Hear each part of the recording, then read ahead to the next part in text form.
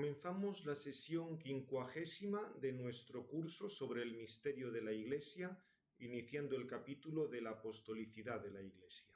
En el nombre del Padre, del Hijo y del Espíritu Santo. Amén. Sancta María, sede sapientiae, ora pro nobis. Vamos ya llegando hacia el final de nuestro curso. Nos queda ver simplemente la última nota de la Iglesia apostólica, que recordáis se relacionaba con la causalidad eficiente. Pero antes de eso no habíamos visto todavía el resumen, el sumario de la nota anterior de la catolicidad, y vamos a dar un pequeño resumen a esa nota para que nos quede un poco las ideas más o menos asentadas. Habíamos dicho, hablando de la catolicidad, que los elementos fundamentales de la nota catolicidad estaría por una parte en la verdad de la Iglesia y en su universalidad y validez para todos los lugares y para todas las personas. Fijaos que la verdad tiene que ver con que es válida, como es verdadera, es válida para todos los lugares y para todas las personas. El primero que la empleó, aplicada a la Iglesia, fue San Ignacio de Antioquía, y el mismo Catecismo de la Iglesia Católica explica que conlleva que la Iglesia, decir que es católica quiere decir que posee todos los medios de salvación, y por ello tenemos la invitación a todos los pueblos para que se sumen al pueblo de Dios. Ese es un poco el sentido de esta nota. Desde el punto de vista de las causas y de la participación, la base de la catolicidad está en el designio divino de unidad y en la misma unidad de la naturaleza humana, que eso afecta a todos los individuos concretos y los elimina, pero sin que pierdan su propia individualidad.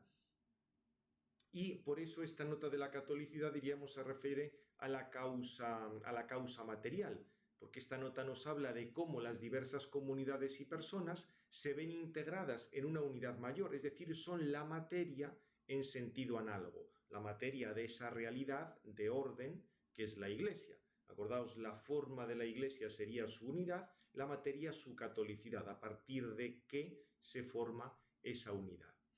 Aquí recuerdo algo sobre las culturas. Los dones sobrenaturales inciden en las diversas culturas, las personas y culturas que tienen su diversidad, pero las orientan a una unidad superior. Y por eso nunca se debe separar el discurso acerca de las culturas de la consideración sobre la verdad, porque diríamos una cultura se desarrolla, pero para adecuarse cada vez más a la realidad. Y en ese sentido, diríamos el que se ofrezca a una cultura la salvación de Cristo, pues eso debe ser asumido, esa cultura debe transformarse ante esa presencia de Cristo, fomentando los elementos positivos que tiene, que son compatibles con Cristo, y purificando, eliminando los que se le opongan.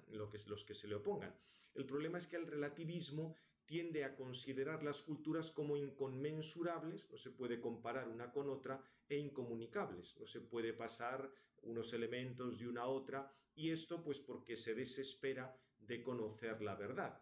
Y obviamente ese planteamiento de tipo relativista, como veis, se opone a la misma noción de catolicidad, porque ya habíamos visto que la catolicidad quiere decir que en la Iglesia están todos los elementos de salvación y que sirven para todas las personas y todas las culturas. Bien. El segundo punto era explicar dentro de esta nota la necesidad de la Iglesia para la salvación. Aquí recuerdo ese principio patrístico, extra ecclesiam nulla salus, que tiene su origen en un contexto polémico contra los que se separaban de la Iglesia, contra los que no querían aceptar esos medios de salvación, y expresa la profunda verdad de que la Iglesia es necesaria para la salvación. Esto no elimina la posibilidad de que algunas personas que no han podido conocer la revelación divina puedan alcanzar la gracia por medios que solo Dios conoce. Lo que pasa es que en cualquier caso debe darse la fe, al menos de una manera implícita y bajo la actuación del Espíritu Santo. En cualquier caso, la salvación de tales personas dependerá siempre de la actuación de la gracia que proviene de Cristo.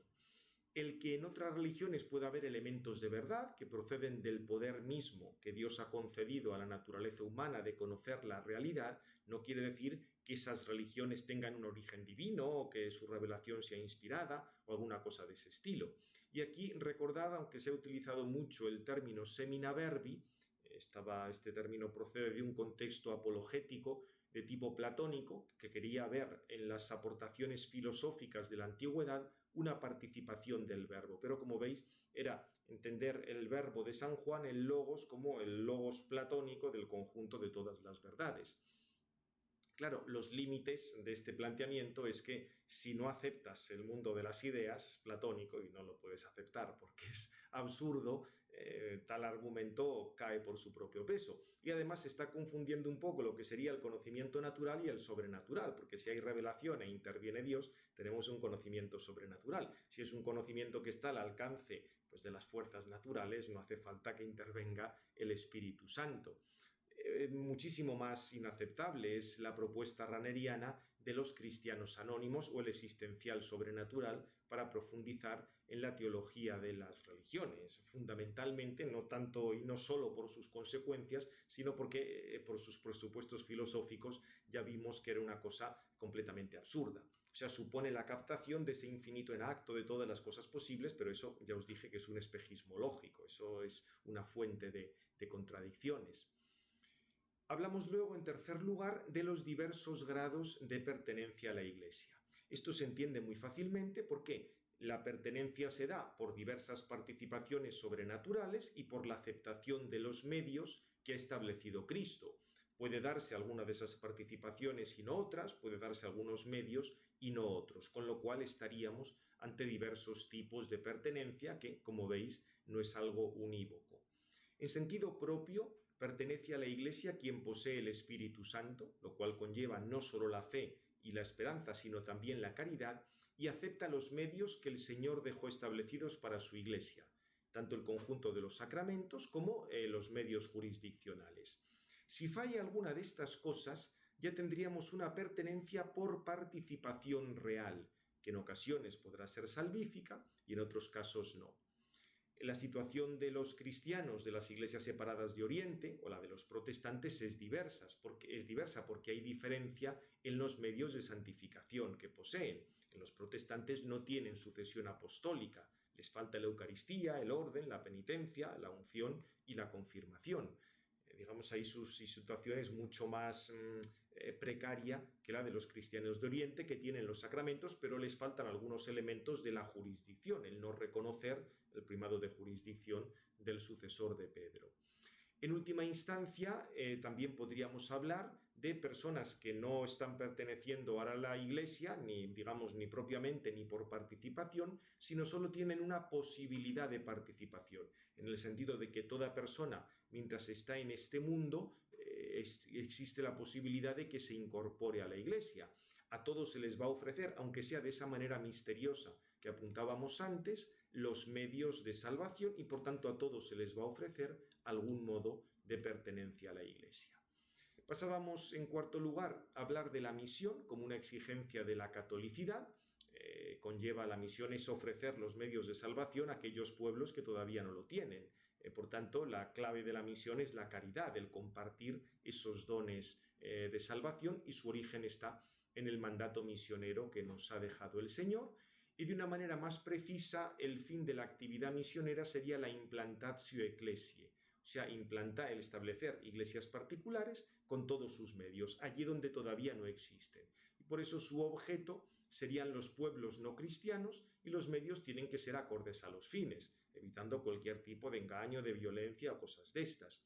Ese es un poco en ese contexto misionero se debe entender bien el término proselitismo. ¿Por qué? El objetivo es la comunicación, el compartir estos medios de caridad, la verdad que nos salva, no el forzar, no el obligar a nadie a nada. Y por último, como una extensión de la catolicidad, hablábamos de las relaciones entre la Iglesia y la sociedad. Hay una distinción clara, lo vimos ya en toda la parte positiva, entre el poder espiritual y el poder temporal, cada uno con autonomía en su ámbito, aunque llamados a colaborar.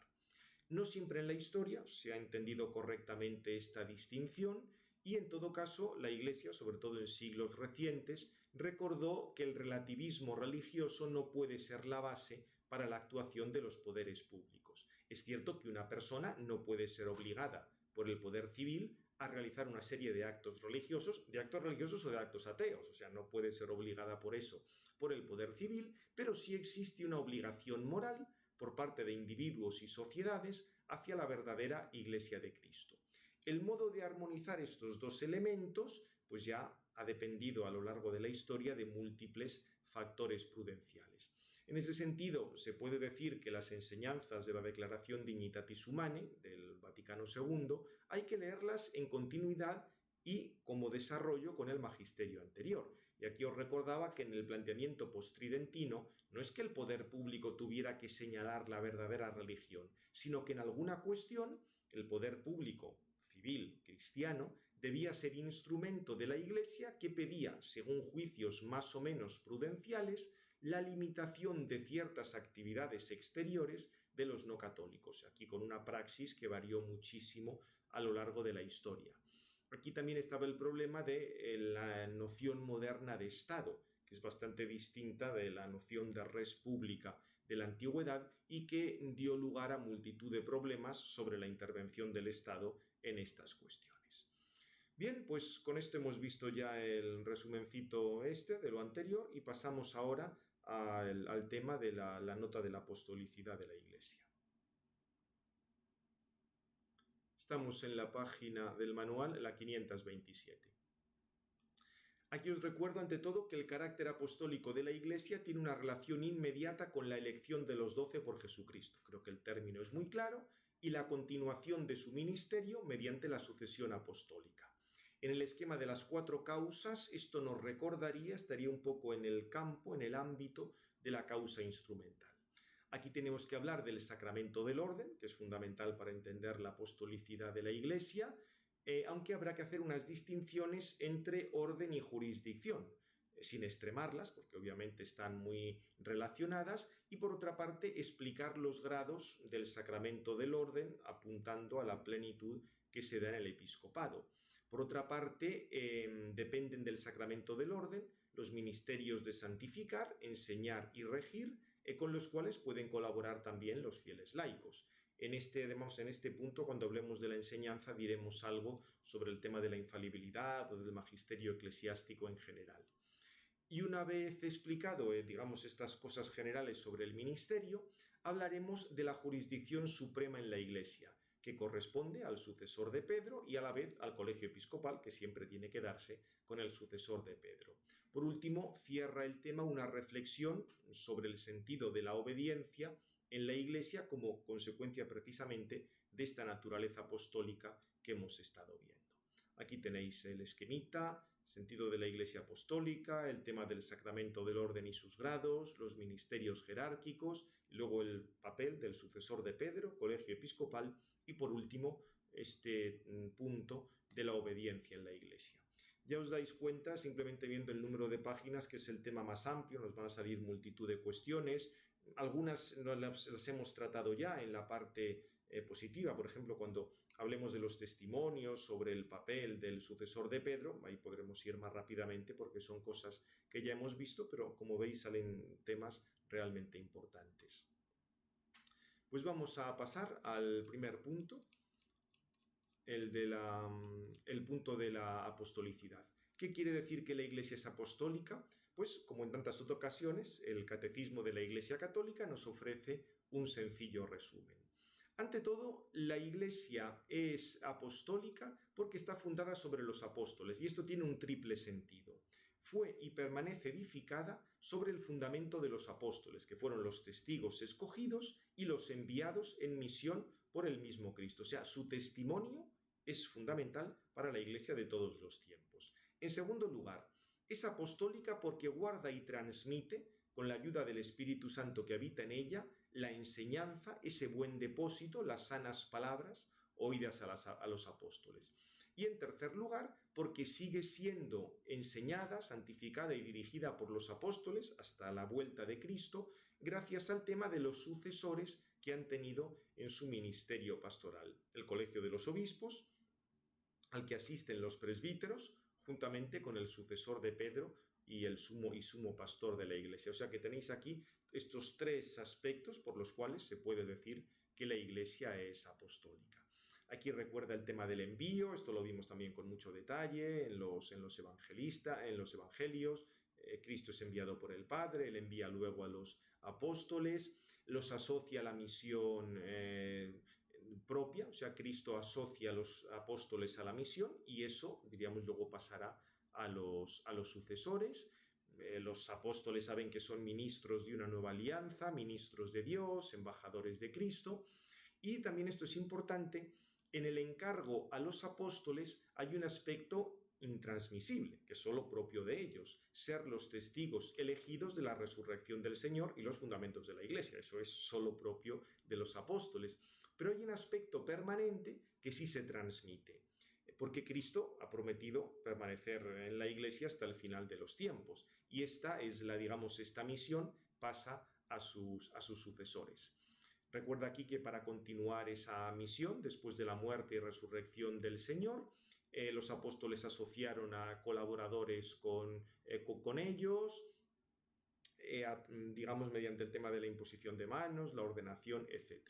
Y por último, recuerda, todo esto, como veis, está citando Lumen Gentium 20, así como permanece el ministerio confiado personalmente por el Señor a Pedro, ministerio que debía ser transmitido a sus sucesores, de la misma manera permanece el ministerio de los apóstoles de apacentar la Iglesia, que debe ser ejercido perennemente por el orden sagrado de los obispos. O sea que tenemos los obispos como sucesores de los apóstoles y con un papel especial, ya lo veremos, el sucesor del apóstol San Pedro en Roma.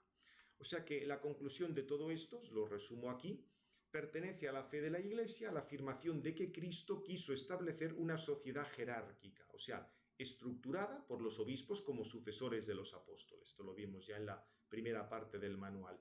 El término jerarquía no aparece ni en el griego del Antiguo Testamento en los 70 ni en el Nuevo Testamento.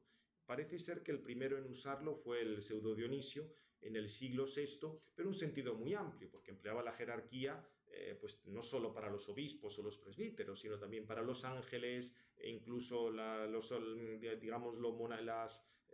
miembros, los monjes estaban en cierto modo en esa jerarquía. O sea, era un sentido de poder sagrado, pero muy, muy amplio, o principio sagrado muy amplio. En sentido restringido, entendemos por jerarquía aquello que dice San Pablo, el conjunto de pastores y doctores, que son instituidos por Cristo con ese encargo de cuidar el rebaño, vigilarlo y santificarlo. O sea que propiamente la jerarquía consiste en los obispos, a los que se les añaden sus colaboradores, los presbíteros y los diáconos. Por eso pertenece a la fe que en la Iglesia hay diferencias estructurales. Ya dijimos que es mucho más importante la común dignidad de bautizados, la participación propiamente en los dones sobrenaturales, la gracia santificante, la fe, la esperanza y la caridad, pero hay diferencias estructurales que iban a tener, diríamos, esa base o ese reflejo en los caracteres sacramentales del orden, que son propios del sacramento del orden. Bien, por eso hay que hablar de una organización de la Iglesia basada en la apostolicidad. Aquí os recuerdo pues frases del estilo de como el Padre me ha enviado, así os envío yo, o lo que atéis en la tierra queda atado en el cielo. Eso nos dice que determinadas personas tienen un encargo de Cristo para una determinada misión en la Iglesia. Algunos han pensado que si esto no era meter demasiadas mediaciones humanas, sobre todo si vemos pues, toda una cantidad luego enorme de realidades organizativas de la Iglesia, que son ya mucho más secundarias, porque fijaos que en esto hay que distinguir. Una cosa es la estructura básica de la Iglesia, que depende del sacramento del orden, y otra cosa son multitud de organismos, conferencias episcopales, grupos de reunión, asambleas. Sí, pueden tener su utilidad para algunas cosas y en algún momento, pero no se pueden poner al nivel claramente de la estructura que brota del sacramento del orden. O sea que, diríamos, cuando hablamos aquí de la organización de la Iglesia basada en la apostolicidad, nos apoyamos en lo fundamental. Acordaos, de hecho, que incluso en la crisis protestante muchos, digamos, sostuvieron esa opinión, que había demasiadas mediaciones. Pero esto tenemos que recordar tres cosas para poner un poco, digamos, ver la situación con claridad. En primer lugar, la actuación de Dios no elimina las causas segundas. Y, digamos, así como el ser de todas las cosas, para que una cosa sea, requiere la vinculación con la causa primera, que es el ser subsistente de Dios. Pero también las causas segundas son verdaderas causas. Apliquemos esto a la realidad de la salvación. Las personas se necesitan unas de otras socialmente, también respecto a la salvación. Y se puede ejercer verdaderamente la caridad, no quedándose aislado en uno mismo. O sea que la misma naturaleza social del hombre tiene algo que ver en esta vida de la gracia. O sea que esta idea de que unos nos ayudamos a otros tiene mucho que ver con que Dios ha querido que los entes causen, tengan auténtica causalidad. Esto también en el campo de la Iglesia, en el campo de la salvación. En segundo lugar, la salvación fundamentalmente depende de la humanidad de Cristo, porque Cristo es verdadero Dios y verdadero hombre, y en la Iglesia debe haber algo que te remita, que te haga presente esa mediación de la humanidad de Cristo. Y tiene que ser algo accesible por los sentidos. Ahí estará todo el tema de los sacramentos. Pretender una relación totalmente directa e inmediata con Dios, así en lo íntimo de la conciencia, sin ningún aspecto de corte material, sería una especie de gnosticismo. Pero atención, algo de corte material que ha instituido Cristo, no una cosa que tú te inventes, sino algo que proceda del mismo Cristo. Y en tercer lugar, hay que decir que ciertamente hay un deseo de contacto directo con Dios, y es que eso se cumple. Acordaos que habíamos dicho que los dones sobrenaturales tienen por causa formal al mismo Dios. Precisamente por ser accidentes se pueden especificar, quedan determinados por algo exterior a ellos, que es el mismo Dios.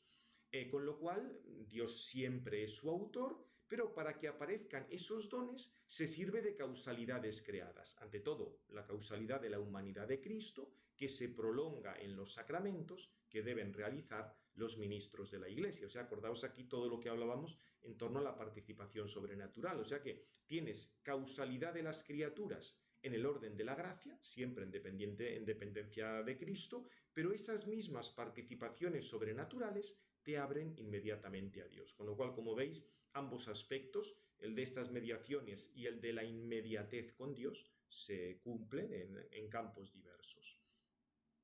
Por eso, este modo de actuar de Dios explica que el Señor pudiera decir que los discípulos harían todavía obras mayores que Él, en la medida que les iba a dejar a los discípulos el desarrollo de la Iglesia. Esto claramente es una gran responsabilidad para los ministros, y aquí ya veremos pues, que hay diversas formas de asistencia para que el designio de Dios no quede frustrado por la debilidad y el pecado humano. Recordaos que lo fundamental, que son los sacramentos, actúan ex opere operato. No dependen de la mayor o menor santidad del ministro. Ahora, que la homilía sea más o menos lograda, más o menos pesada, eso ya, ahí no va a actuar el ex opere operato. Lo que sí habrá es una asistencia de la Iglesia para que no enseñe como dogma de fe algo que sea falso. O sea que, como veis, hay diversos niveles de asistencia, diversos niveles de intervención divina en este campo.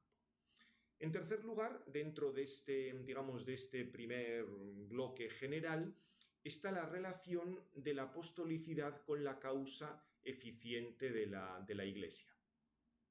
En realidad, este aspecto, como os digo aquí, es una consecuencia de la noción de participación sobrenatural que depende de Cristo. Ya hemos visto la Iglesia como ese conjunto de participaciones sobrenaturales, en cuanto que dependen de Cristo y de los medios que Él ha dejado.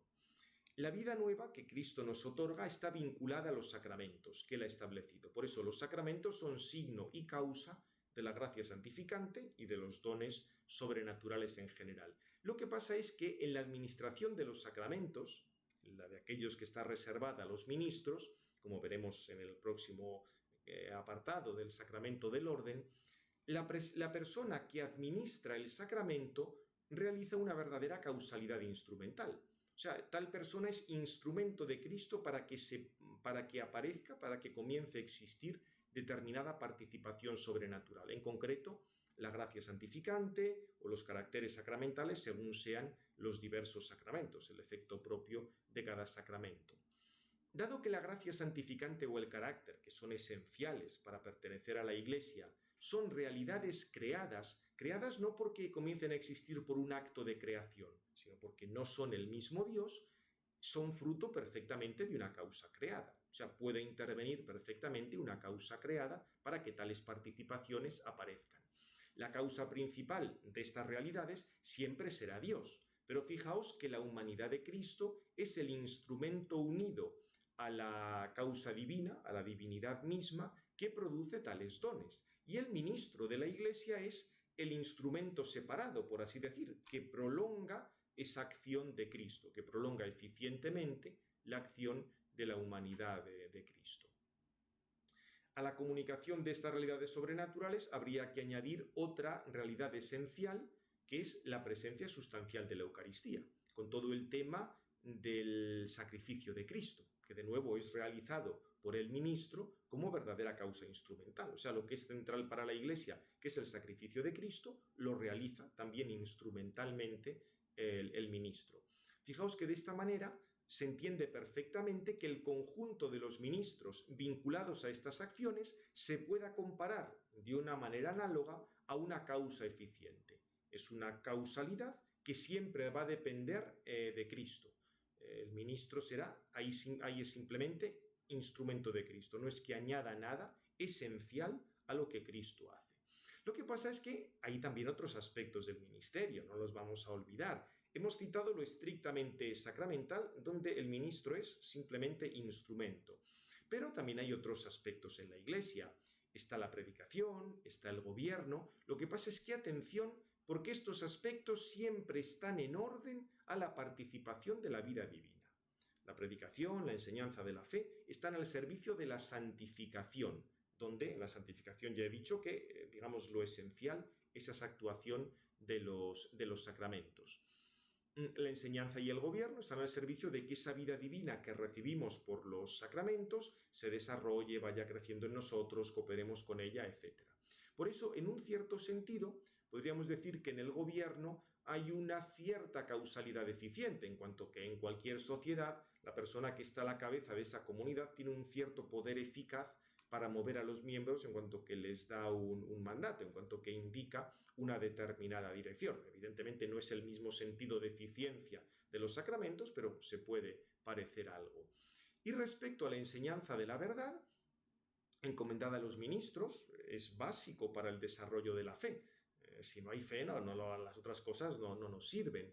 En este caso, igual que en el del gobierno, propiamente no hay una acción instrumental. Nadie predica ex opere operato, igual que nadie manda ex opere operato, pero sí es una ayuda para que los fieles desarrollen su vida divina. Un poco en el sentido, en la época de Santo Tomás, fijaos, él ponía la comparación de la medicina. El médico suministra unos productos que hacen que el paciente recupere su salud. Es decir, no es que el médico produzca eficientemente la salud, no, el médico busca unos productos y esos productos, en este caso, pues la palabra de Dios, determinada predicación, determinado mandato, ayudan al desarrollo de esa vida espiritual. En este caso, las enseñanzas de la doctrina cristiana serían el aspecto material sobre el que actúa la virtud infusa de la fe divina, que es producida por Dios y que se recibe en el bautismo. O sea, si creemos es por la gracia de Dios, por la actuación de Dios. Ahora, ayuda mucho que a las personas se le presenten bien esos contenidos, se presenten de una manera apetecible, no se hagan odiosos, se expliquen bien, o sea, todo eso ciertamente ayuda. No es que eso produzca la fe, pero esto va a dar una base para que ahí la fe pueda actuar con más facilidad. Por estos motivos, como veis, se puede hablar en diversos niveles y en diversos grados de una cierta eficiencia de los ministros respecto al conjunto de la Iglesia, entendida en esta perspectiva de las participaciones sobrenaturales. El ministro es instrumento para que comience a existir la gracia, porque ya digo que la gracia es producida por los sacramentos y ahí el ministro es instrumento.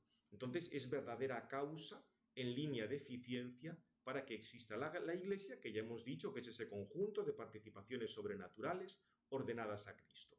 Y de una manera secundaria también es instrumento en la medida que enseña, guía, ayuda para las operaciones de los fieles que conservan y desarrollan esa vida de la gracia. Lo que pasa es que ahí su actuación ya no es instrumental en sentido estricto, sino simplemente como una causa más que colabora con el fiel. Porque claro, quien realiza las acciones sobrenaturales de esperar, de amar, de los actos de las virtudes, es el fiel. No es que el ministro le pueda suplir, pero sí le puede dar consejos, le puede ayudar, le puede animar, etc.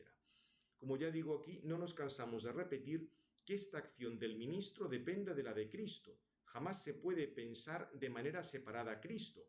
En el caso de cuando se está realizando un sacramento, sería algo así como pensar que un pincel puede pintar sin el pintor. No, si no está actuando el pintor, el pincel no hace nada. Por eso podríamos decir que el efecto propio de estos poderes sacramentales es por vía de eficiencia la serie de los caracteres sacramentales, producidos por los sacramentos que imprimen carácter. También es la gracia santificante, es un otro efecto, producida por cualquiera de los sacramentos. Y como consecuencia de estos elementos hay un tercer efecto, producido por todo esto, que es la orientación jurisdiccional. O sea, una vez que se dan los caracteres sacramentales entre unos y otros, se crean una serie de relaciones entre las personas dentro de la Iglesia. Y los ministros van a tener una autoridad, se entiende, en el campo que les corresponde. Y una autoridad que debe ser reconocida por los fieles porque se apoya en esos caracteres sacramentales. O sea, el hecho de poseer el carácter es la base para que se dé tal autoridad. Decimos la base porque habrá que hacer alguna distinción entre orden y jurisdicción. Puede darse el caso que alguien reciba esos caracteres, pero por no estar en comunión jerárquica no estén, digamos, no tenga propiamente no estén, digamos, no es un ministerio que esté expedito para su aplicación o no tenga realmente la autoridad para dar un mandato que obligue en conciencia. Eso ya dependerá de más cosas que iremos viendo. Por otra parte, tampoco se debe extremar, que a veces se ha hecho, la diferencia entre quien tiene estos poderes y quien no los tiene. Esta diferencia, iglesia docente, iglesia discente, iglesia santificante, iglesia santificada, porque los mismos titulares de estos poderes, los obispos y el mismo Papa, a su vez tienen que recibir la gracia y ser guiados por Cristo hacia la verdad. O sea, no es que ellos estén dispensados también de los sacramentos o de la relación con Cristo, no. Todos dependemos del depósito de la fe e incluso ante el derecho eclesiástico, los pastores moralmente deben someterse a él. Obviamente un jefe no puede depender jurídicamente del derecho que él ha promulgado, porque evidentemente él que promulga el derecho, digamos, está en un nivel superior, pero moralmente sí que deben cumplirlo. Sería una cosa absurda. Y por supuesto, respecto al derecho puramente eclesiástico, porque obviamente respecto al derecho natural o al derecho divino están obligados absolutamente todos, pastores y fieles. Respecto a disposiciones canónicas, más bien de tipo secundario, se entiende que el que da esa disposición está por encima de esa disposición, porque la puede dar, pero moralmente está obligado a someterse a ella, porque si no, no daría ejemplo, si no, no podría apacentar correctamente al rebaño de Cristo. Bien, esto sería un poco como una visión global de este tema de la apostolicidad. Vamos a centrarnos ahora en algunos aspectos, comenzando por el tema del sacramento del orden y sus grados. Ante todo, el sacramento del orden está al servicio de la sucesión apostólica, es lo que aquí ahora nos interesa más. La sucesión apostólica y la existencia de una jerarquía de ministros está atestiguada en la Escritura, ha sido recordada en varias ocasiones por el magisterio de la Iglesia, incluso en las formas más solemnes, como vimos en la primera parte. Acordaos incluso en Lateranense IV, cuando recordó esa necesidad de los ministros ordenados para la Eucaristía, etc. El sacramento del orden ha sido instituido precisamente para ello. Y desde el punto de vista de la razón teológica, en esta perspectiva de la participación que guía nuestro estudio, el sacramento del orden lo que hace es que configura de una manera interior y misteriosa al ordenado, mediante lo que se denomina carácter, para que pueda realizar una serie de actividades. En ese sentido se dice que el carácter otorga unos poderes porque va a poder realizar algunas acciones de tipo simbólico, en el caso de los sacramentos son signos, solo que son signos que van acompañados de la producción de la gracia y también sitúa, como hemos dicho ya, al que los ha ordenado a la cabeza de la comunidad, con lo cual le corresponde la responsabilidad de transmitir la verdad y la posibilidad de dar algunos mandatos que obliguen en conciencia. Por eso el sacramento del orden, diríamos, entra dentro de la dinámica de la encarnación y de la economía sacramental. Dado que deben ser continuadas las acciones de Cristo, es lógico que el ministro que va a realizar esas acciones, previamente él sea sacramentalizado para poder llevar a cabo los sacramentos. Porque si no, podría parecer que Cristo, una vez resucitado, como que se ha disuelto en la comunidad. No, hay algunas personas en concreto que van a seguir representando de una manera directa a Cristo para una serie de acciones que Él ha instituido. Bien, en el sacramento hay una serie de grados, a la cabeza de los cuales están los obispos, que son sucesores de los apóstoles. Lo que pasa es que sus colaboradores, los presbíteros, también tienen el poder sacramental de realizar, en latín conficere, la Eucaristía in persona Christi, que esto incluso Santo Tomás, lo acentuaba todavía más, porque hablaba de que los sacerdotes celebran la Eucaristía ex persona Christi. Diríamos que si, por ejemplo, un fiel bautiza a otro, realmente es Cristo quien le está bautizando, y ahí se emplea Santo Tomás el término in persona Christi. Para decir otro todavía mucho más fuerte, emplea ex persona Christi, y eso lo reserva a la consagración, a la Eucaristía, porque ahí dice el sacerdote, esto es mi cuerpo, o sea, ya la misma persona de Cristo. Es la consagración del pan y el vino en el cuerpo y la sangre de Cristo, y este poder sobre el cuerpo eucarístico conlleva también un cuidado sobre los fieles, que es el cuerpo que sea el de Cristo, como ya hemos visto, y para eso pues están los medios sacramentales que estamos aludiendo continuamente. Los medios sacramentales y los otros aspectos de la vida cristiana, la predicación, el gobierno. Bien. También hay un grado inferior en la jerarquía, el diaconado, que supone simplemente una configuración inicial en este orden con Cristo como servidor. Es cierto que no tiene una serie de funciones que sean absolutamente específicas del mismo, porque también un bautizado, pues no sé, podría bautizar como hace un diácono, pero eso no elimina el que haya una configuración real con Cristo a partir del sacramento, y por eso lo propio es que el diácono actúe de una manera especial en la Eucaristía. Fijaos que este triple orden, obispos, presbíteros, diáconos, recuerda la organización del templo, sumos sacerdotes, sacerdotes levitas, que también se daba algo parecido en Qumran. Por supuesto que luego esto se va a extender, como en el caso de los diáconos, también a cuestiones de tipo caritativo, a predicaciones, como vemos en el libro de los Hechos de los Apóstoles, pero siempre hay que partir de lo que es central en la Iglesia, que es el sacrificio de Cristo y el culto a Dios.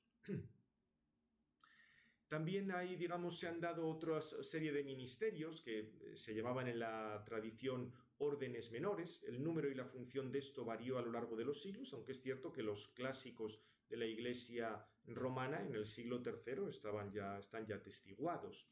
Se les veía en cierta relación con el sacramento del orden, aunque el que fueran considerados clérigos o laicos, eso pues dependía de una serie de cuestiones canónicas, y aquí las determinaciones han variado mucho a lo largo de la historia. Fijaos de todos modos que esto es distinto del planteamiento de un encargo que se le puede hacer a un laico por el hecho de estar bautizado. Sí, eso por supuesto puede darse, pero aquí nos estamos refiriendo a lo que depende del sacramento del orden, que tiene esta relación tan clara con la Eucaristía y con el cuidado de la Iglesia como cuerpo de Cristo. También respecto a los grados del sacramento del orden, aquí ha variado la praxis sobre la ordenación, porque a veces se han recibido las órdenes per saltum, o sea, se ha recibido el presbiterado o el episcopado sin haber recibido antes el diaconado, o el presbiterado, o sea, de haber recibido, pues eso, directamente obispos siendo antes diáconos, o a veces incluso de subdiácono a obispo, de subdiácono a presbítero. Bien, esto ha variado mucho. Lo que pasa es que luego se generalizó el recibirlas per gradum, o sea, una detrás de otra, y esto cada vez la Iglesia lo ha valorado más. Incluso fijaos que Inocencio III llegó a mandar que si alguien recibía el presbiterado sin el diaconado ni las órdenes menores, aun estando ordenado presbítero, que recibiera también las órdenes menores y el diaconado, siendo consciente de que había ahí una especial gracia de Dios, una especial bendición de Dios en cada una de estas cosas. Obviamente, dado que cada grado de los tres órdenes imprime un carácter indeleble, no es que por recibir el presbiterado se pierda el diaconado. Eso tendría bastante poco sentido, porque el carácter del orden es indeleble. Y además esta configuración, ya con esto terminamos, esta configuración con Cristo que queda asegurada por el carácter sacramental es lo que hace posible que los sacramentos sean válidos independientemente de las disposiciones morales del ministro, porque se ha quedado configurado con Cristo, y precisamente por eso el acto simbólico, el acto de signo que va a realizar, depende de ese signo interno, va a tener siempre esa validez con tal de querer hacer lo que hace la Iglesia, independientemente de que el ministro sea más o menos santo. Ahora, el haber sido configurado con Cristo de esta manera conlleva una responsabilidad. Hay que tomarse en serio este ministerio. Y ese es el motivo fundamental por el cual ya desde la época apostólica se vio que el ministerio ordenado conllevaba una especial dedicación a Dios y el mismo celibato. Lo que pasa es que en los primeros siglos esto, por no abandonar a la esposa en una situación en que la mujer no tenía muchos derechos en la sociedad, Se mantenía externamente el matrimonio, pero desde la ordenación ya tenían que dejar de mantener relaciones conyugales. Esto parece que era la praxis de la Iglesia más primitiva. Lo que pasa es que en la Iglesia de Oriente, a partir del siglo VI, introdujeron la novedad de que había que mantener la continencia solo antes del día del ofrecimiento de la misa, que no se ofrecía todos los días, pero eso más bien vino por presiones imperiales para controlar mejor al clero. Claro, el emperador, si el clero tenía hijos, los podía controlar mucho mejor que si eran célibes, eran más independientes, tenían más libertad. En el caso del episcopado quedó claro que eso no valía. Los obispos en Oriente tenían que ser siempre célibes. Y sobre este punto, el que quiera profundizar, en el capítulo 4 habíamos citado este estudio del cardenal Stickler sobre el tema del celibato en la Iglesia primitiva, pero de esto ya no ahondamos más. Bien, pues terminamos ya esta sesión en este apartado y el próximo día comentaremos alguna cosilla sobre el tema de los términos orden y jurisdicción, cómo se relacionan. Gloria al Padre, al Hijo y al Espíritu Santo, como era en el principio, ahora y siempre, por los siglos de los siglos. Amén. El Padre, del Hijo y del Espíritu Santo. Amén.